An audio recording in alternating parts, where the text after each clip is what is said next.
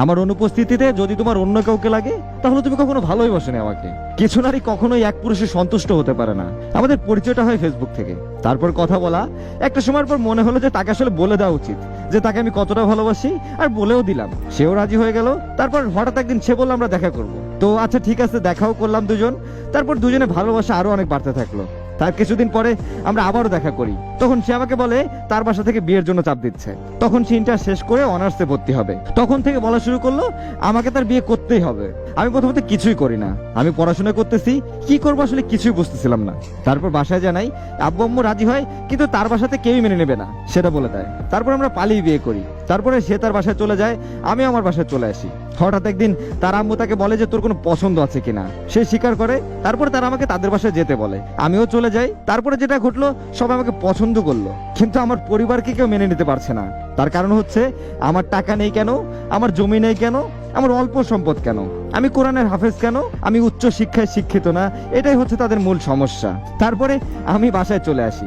তারপর থেকে শুরু হয় ওর উপর অত্যাচার। সে আমাকে সবসময় বলতো যে আমাকে তুমি এখান থেকে নিয়ে যাও, না হলে আমি আত্মহত্যা করব। তখন দেখলাম আমার তো বউ, সে কারণে তাকে নিয়ে তখন আমি পালিয়ে যাই এবং আমরা ময়মনসিংহে একটা জায়গায় থাকা শুরু করি। তারা কিভাবে যেন খবরটা পেয়ে যায়। আমরা 10 দিন ছিলাম, তারপরে ধরা পড়ে যাই এবং আমাদেরকে পুলিশ এবং দলীয় লোকজন আমাদেরকে বাসায় পাঠিয়ে দেয়। তারপরে আমরা বাসায় আসার পরে আমাদের সংসারটা ঠিকঠাক ভাবে চলতেছিল। হুট করে একদিন পুলিশ আমাদের বাসাতে আসে, আমাকে আর তাকে আটক করে। আমরা থানাতে গেলাম। আসলে তখন আমার বইয়ের বয়স 3 দিন বাকি ছিল 18 হতে। আর এটাই হচ্ছে মূল সমস্যা। একটা মানুষ অনার্সে পড়ে কিন্তু তার বয়স তখন হয় নাই, এইটাই নিয়তি। যাই হোক, আমাদের দুজনকে থানা হাজতে রাখে দুপুর 3টা থেকে রাত 2টা পর্যন্ত।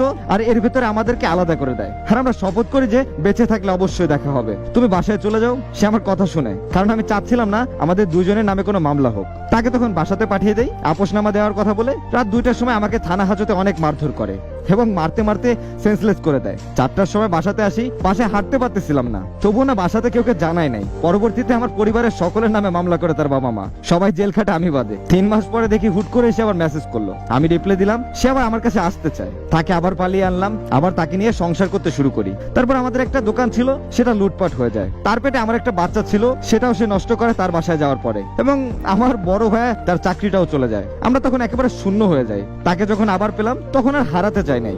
সে আমাকে খুব ভালোবাসতো, আমিও তাকে ভালোবাসতাম। আমাদের মামলার হাজিরার ডেট পড়ে, আমরা সবাই হাজির হই আদালতে। তখন আমাকে আদালত আটকিয়ে দেয়। আমি দীর্ঘ 2 মাস 1 দিন জেল খেটে বের হই। আমি জেলে থাকাকালীন সে অন্য একটা ছেলের সাথে সময় পার করার জন্য কথা বলে। আমি জেল থেকে বের হওয়ার পরে জানতে পারি, তখন অনেক কষ্ট পাইছিলাম, যার জন্য এত কিছু করলাম। সে আমার সাথে এমনটা করলো কিভাবে, আমি না অনেক কাঁদছি। তারপরে মাঝে মাঝে ঝামেলা হতো। কিন্তু একদিন আমি কাজে গিয়েছিলাম, হুট করে সে আবার বাসাতে চলে যায়। তার কাছে জানতে চাওয়া হলো আমার কি কোনো দোষ আছে। সে বলল না।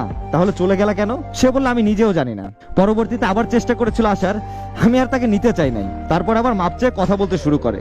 আমি তো তাকে ভালোবাসি, সে যত বড় অপরাধ করুক না কেন তাকে আমি মাফ করে দিতাম। কিন্তু সে হুট করে একটা ভালো ছেলে পেয়ে যায় এবং সে আমাকে ইগনোর করতে শুরু করে।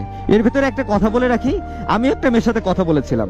এটা ছিল আমার সব থেকে বড় ভুল যখন সে বাসায় ছিল। কিন্তু সেই মেয়ের সাথে আমার কোনো কিছুই ছিল না। আমি শুধু চেয়েছিলাম আপু আপনার একটা পিক দিবেন। এটাকে কেন্দ্র করে সে অন্য ছেলের সাথে বিয়ে করে ফেলে। ছেলেটা চাকরি করে, বড় শহরে বাসা, এইগুলো দেখে বিয়ে করে নেয়। আজকে 10 মাস তার বিয়ে হয়েছে। কিন্তু আল্লাহ তাআলা আমাকে এখন অনেক ভালো একটা চাকরি দিয়েছেন এবং সবকিছু কেমন যেন ভালো হতেই আছে সামনের দিনগুলো। সে থাকাকালীন আমার কাছে কিছুই ছিল না। যাই হোক, আল্লাহ তাআলা যা করেন ভালোর জন্যই করেন, যার জন্য মাঝে মাঝে দেখি সে আমার মাইন্ডে গুলো চেক করে। আর হয়তোবা সে ভাবে আমার কাছে থাকলে সে হয়তো ভালো থাকতো, কিন্তু আমি এখনো ঝামেলা মুক্ত নই। আমার নামে এখনো মামলাটা ঝুলানো আছে। যাই হোক, দোয়া করি সে যেন সবসময় ভালো থাকে।